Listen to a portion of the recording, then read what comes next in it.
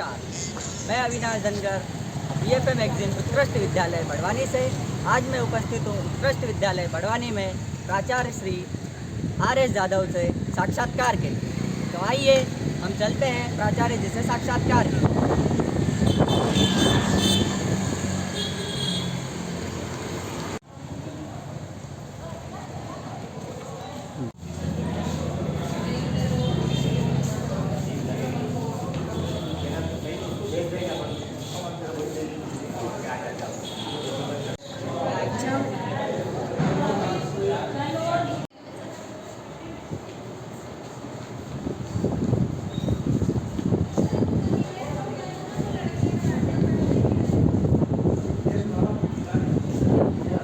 मेरे समक्ष उपस्थित है प्राचार्य श्री आर.एस. जादव।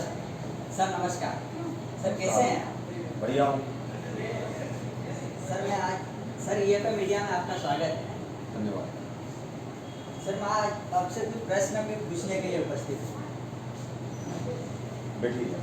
सर मेरा पहला प्रश्न आपसे यह है कि सर आपने अपनी स्कूली और उच्च शिक्षा कहाँ से प्राप्त की? मैंने अपनी स्कूली शिक्षा और उच्च शिक्षा ग्वालियर और भोपाल से प्राप्त की। सर मेरा अगला प्रश्न यह है कि सर आपने शिक्षकीय जीवन क्यों चुना? शिक्षकीय जीवन प्रारंभिक स्तर पर तो मेरे लिए रोजगार का साधन था। जब मैंने अपनी शिक्षा पूर्ण की तो मैं इस पेशे में आया तो अपनी रोजी रोटी के लिए और रोजगार की दृष्टि से आया, लेकिन कुछ दिनों बाद मुझे पता पड़ा कि ये पेशा जो है, शिक्षक की पेशा जो है, बहुत ही पवित्र है और साथ में इसमें बहुत ही आकर्षण है, क्योंकि हमें अपने देश के जो नौनिहाल हैं उनको सजाने और संवारने का जो है मौका मिलता है और ये बहुत बड़ा काम है। ये हमारे लिए बच्चों की सेवा भी है और एक प्रकार से देश सेवा भी है। सर आप जब विद्यार्थी थे तब के विद्यार्थियों में और आज के विद्यार्थियों में आप क्या अंतर देखते हैं? जब मैं विद्यार्थी था मैं ग्वालियर के जीवाजी हायर सेकेंडरी स्कूल में पढ़ा हुआ हूँ। उसके पश्चात वहीं से मैंने अपना बीएससी किया हुआ है और वहीं से मैंने अपना एमए किया हुआ है इंग्लिश लिटरेचर में।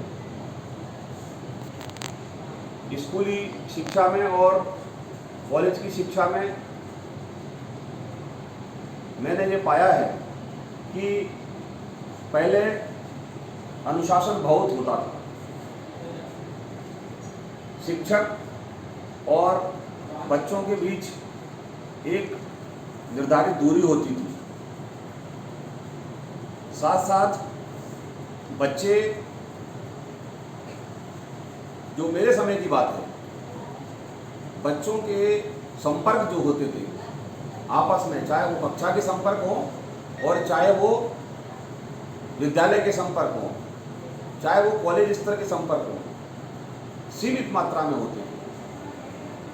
दोस्त लोग बहुत सीमित होते थे उस समय और जिनसे दोस्ती होती थी, मैं आपको बताऊंगा कि बहुत से दोस्त मेरे स्कूल लाइफ के आज भी मेरे से जुड़े हुए हैं, दिल से जुड़े हुए हैं और जब भी मैं ग्वालियर जाता हूँ उनसे अवश्य मुलाकात करता हूँ। लेकिन आज के दौर में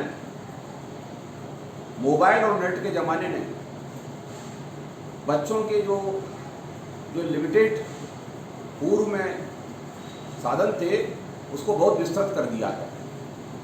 विस्तृत करने का तात्पर्य ये है कि बच्चे आजकल क्षण भर में अपने दोस्त बना लेते हैं। बहुत सारे साधन हैं, व्हाट्सएप है, नेट है, इंस्टाग्राम है, ट्विटर है। हम जिनको जानते नहीं हैं, हमसे बहुत दूर हैं, उनको भी आज के समय में बच्चे अपने फ्रेंड रिक्वेस्ट के द्वारा फ्रेंड बना लेते हैं और ये सबसे बड़ा उसका पहले के समय में और आज के विद्यार्थी जीवन में अंतर है। सर आपका कोई प्रिय विद्यार्थी जिसने आपका गौरव बढ़ाया? वैसे तो मेरे व्याख्याता पद के कार्यकाल में जो कि करीब 14 साल 15 साल का व्याख्याता का मेरा कार्यकाल रहा था, उसमें मैंने मेरा विषय अंग्रेजी पढ़ाया है और अभी भी पिछले 20 साल से मैं लगभग प्राचार्य के पद पर हूँ। लेकिन मैं एक अपने छात्र को, जब मैं ठीकरी में था, शासकीय बाला कुमावी ठीकरी में, वहाँ पर एक छात्र था मनीष जायसवाल। उस छात्र को मैं आज तक नहीं भूल पाया। उस छात्र की ये स्थिति थी, उस समय 50 नंबर का पेपर होता था अंग्रेजी का। 50 नंबर के पेपर में अंतिम समय में जब परीक्षा का दौर आ रहा था, अंतिम अवसर था, फरवरी के महीने में जब उसके मैं टेस्ट लेता था, तो मेरा प्रश्न पूरा होने के पहले ही उत्तर दे देता था और बहुत सटीक उत्तर। उसका परिणाम ये हुआ कि उसने बहुत मेहनत करी, बीए की, एमए की, उसके बाद उसने यूपीएससी दिया और यूपीएससी देने के बाद यूपीएससी के द्वारा वो क्लियर हुआ। आईएएस आईपीएस से वो उसका चयन नहीं हो पाया, लेकिन यूपीएससी की सर्विसेज में उसका चयन हुआ और आज वो कस्टम डिपार्टमेंट में डिप्टी कमिश्नर है। वैसे मेरे बहुत सारे ऐसे छात्र छात्राएं हैं जो आज डॉक्टर हैं, इंजीनियर हैं और बड़े बड़े दूसरे पदों पर हैं, शिक्षकी पेशे में भी हैं, कई बिजनेस में भी हैं, कई समाज सेवा में भी हैं। और एक छात्र और जो है मेरा रहा है ठीकरी में, वो हमारे माननीय पूर्व सांसद जी सुभाष पटेल जी, उनको भी मैं हमेशा याद करता हूँ कि उन्होंने मेरे शिक्षकी पेशे का मान बढ़ाया और उन्होंने इतना जन समर्थन जुटा करके वो सांसद बने। सर, आज की शिक्षा में क्या परिवर्तन चाहते हैं? आज की शिक्षा कैसी होनी चाहिए? आज की शिक्षा जो होनी चाहिए, किताबी शिक्षा के अलावा ये रोजगार मूलक शिक्षा होनी चाहिए। रोजगार मूलक शिक्षा, हालांकि इसका प्रावधान एनईपी 2020 में किया गया है।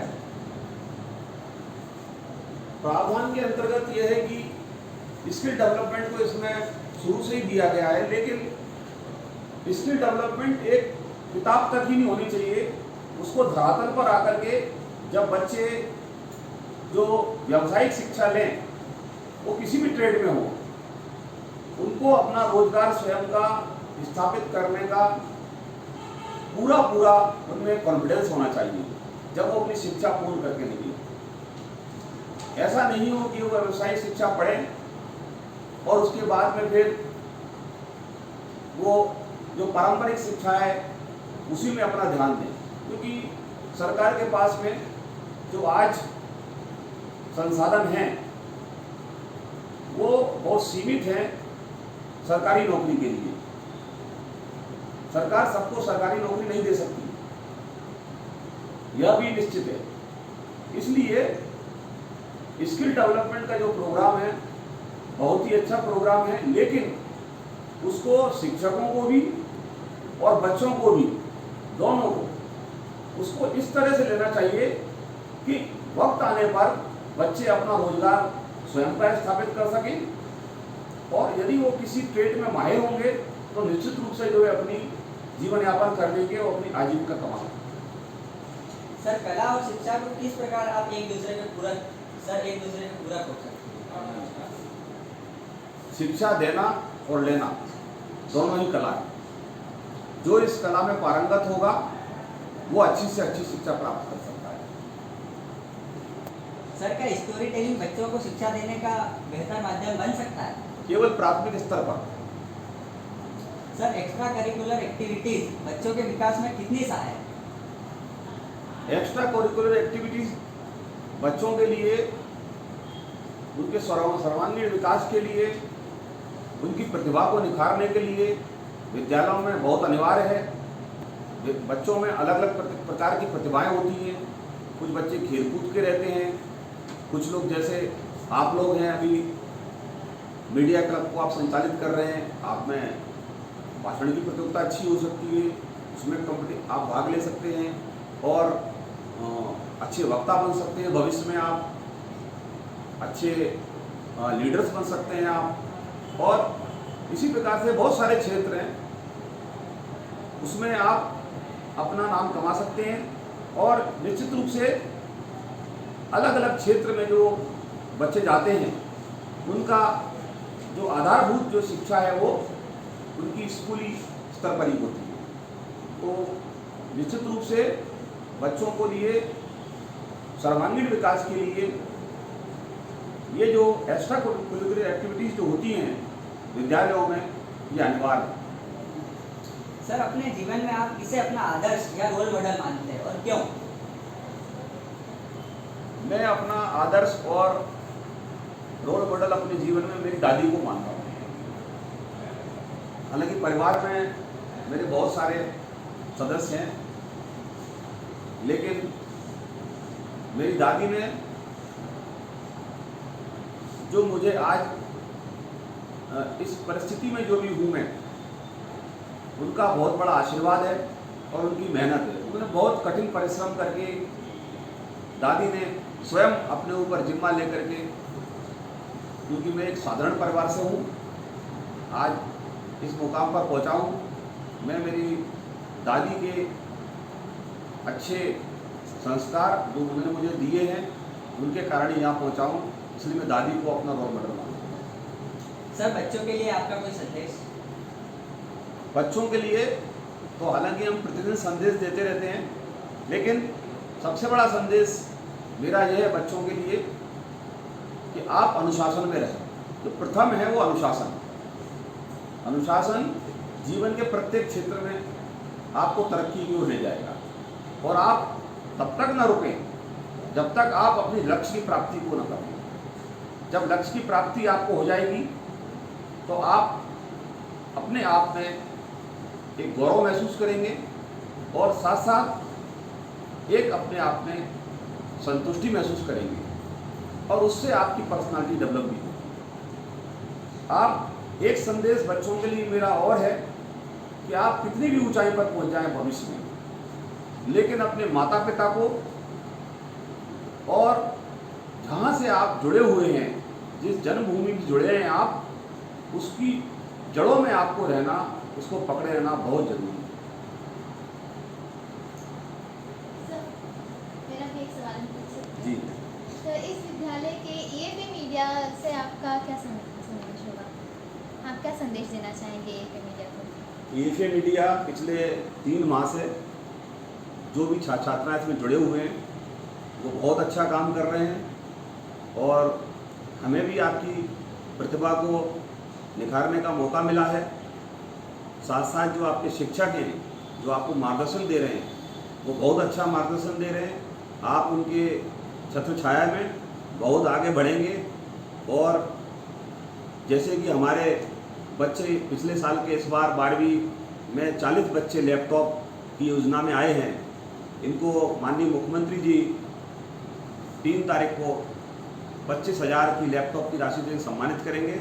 आप भी भविष्य में आपसे उम्मीद करता हूं कि आप भी 90% लेकर के आएंगे और ऐसे ही विद्यालय का नाम रोशन करेंगे। सर, धन्यवाद। धन्यवाद आपको। Thank you, sir.